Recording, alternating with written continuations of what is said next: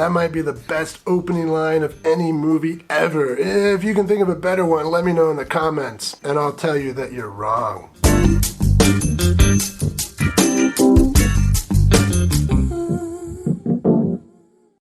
Welcome to Exploitation Reviews, and me, Rob. Today I am taking a look at the Russ Meyer movie, the film that John Waters said was beyond a doubt the best movie ever made, and probably the best movie that ever will be made. You know it, you love it, it's faster Pussycat, kill, kill.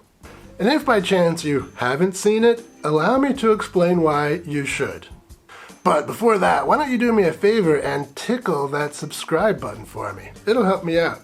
Okay, so what is this movie? Well, it's a movie about people. And what kind of people? Well, one might be your secretary, your doctor's receptionist, or a dancer in a go-go club. While living fast, and if you want to end up giving your all. That's right, go-go dancers. They're also race car drivers, kidnappers, and murderers. So, yeah, they're not exactly the heroes of this story, but they do look oh so good being bad. And I know what you're thinking, wait a minute, Rob, 3 ne'er-do-wells blow into a small town and cause havoc? We've already seen this movie, Russ Meyer already made this movie, Motor Psycho, and you're right, in a certain sense this really is just a gender-swapped version of Motor Psycho. Instead of Motor Psycho's music guy, who isn't completely on board with the chaos, we have a free-spirited Billy. All right already, I'm hip. Don't wig out, man, I'm hip. And instead of Motor Psycho's best bud, we have Haji playing Rosie, the leader's lesbian lover. Say that 3 times fast. Leader's lesbian lover. Leader's lesbian lover. Leader's lesbian lover. Yeah, I can do that. And instead of the quiet, unhinged Vietnam vet, we have a very loud, but still very unhinged Varla, played by Tura Satana. You know, that's what I believe in. Seeing America first. You won't find it down there, Columbus. So yeah, when you put it all together, you see that it is possible to do a gender-swapped movie right. Sorry, Ghostbusters 2016, maybe you should have updated your outfits. Or at minimum had a script that wasn't complete dog. Anyway, back to this movie, The Story. Where Motor Psycho was a rape revenge movie, this one is more of a try not to get killed by Tura Satana movie.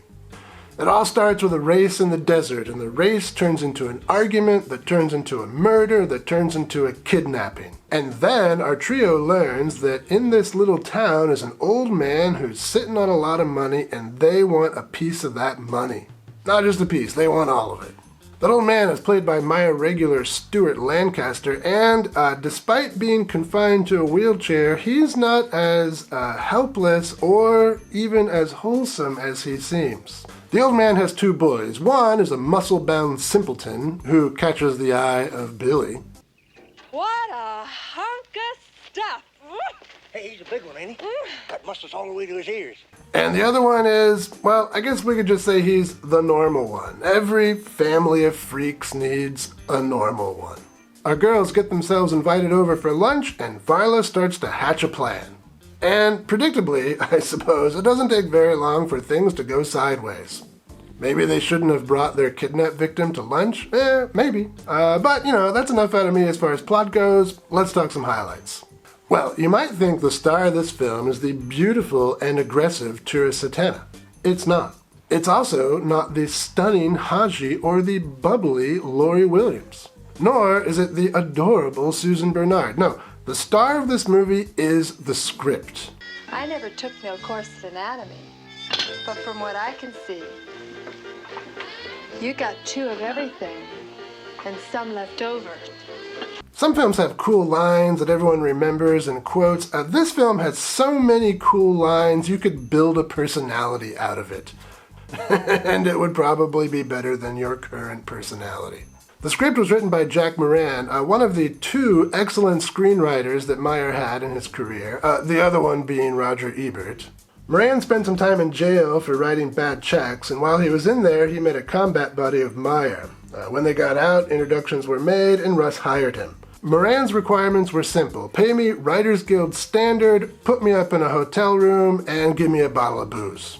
Meyer agreed, so Moran installed himself in a flop house and came out 4 days later with a script, The Leather Girls. The Faster Pussycat title would come later. At first, Eve Meyer wasn't totally convinced. She didn't like the script at all. But, with some convincing, they eventually made the movie, which, of course, we know, because we've seen it.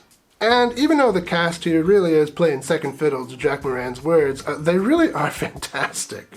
Haji, of course, we know her, we love her, she's amazing. And Laurie Williams and Susan Bernard, also great. Oh, by the way, about a year and a half after this came out, Susan Bernard became Playboy's very first Jewish playmate. It's pretty cool. Someone mentioned my figure? But in this movie, she's only 16, so be on your best behavior. But of course, this movie wouldn't be what it is without Tura Satana. Are you trying to say something? I never try anything. I just do it. Like I don't beat clocks. Just people. Want to try me? It really is a shame Meyer didn't use her in more things. But at least she's here. We have to be thankful for that. And she is such a great villain. She just shouts constantly, and she's got no problem with murder, and yet, if she threw you down in the hay, you would stay there. Just grab onto something and go along for the ride. Or grab onto some things, plural. Probably that one. And beyond the actors and their words, like Meyer's other 3 gothic black and white films, this movie looks amazing. Oh, and one thing to notice, which I don't think I've mentioned before in any of my Meyer reviews, is the camera never moves. There are no dollies, no pans, no tracking shots. All the movement in this film is done through editing. Nobody made or makes movies like this. It's a really interesting technique.